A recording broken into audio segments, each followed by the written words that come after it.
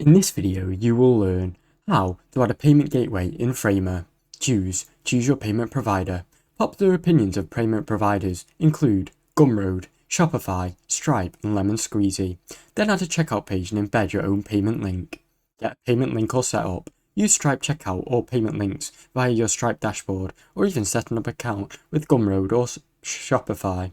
Decide on the integration type. Choose between a redirect button, a pop-up modal, or an embedded checkout form, depending on your design preferences.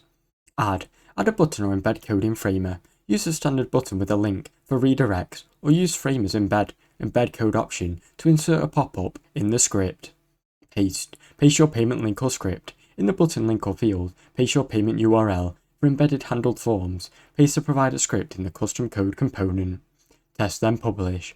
Preview your Framer website to ensure the checkout works correctly. Then publish your Framer site and verify your payment processing. Now you know how to use and how to add a payment gateway in Framer. Thanks for watching. Don't forget to like and subscribe.